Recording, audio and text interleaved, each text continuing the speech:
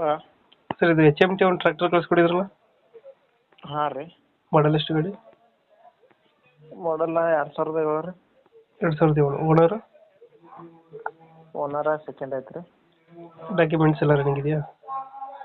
Document ಇಲ್ಲ ರೀ ಮಲಕ. Documents ಇಲ್ಲ. ಇಲ್ಲ ರೀ. ಗಾಡಿ ಎಷ್ಟು ಎಚ್ ಪಿ ಇದೆ ಇಂಜಿನ್?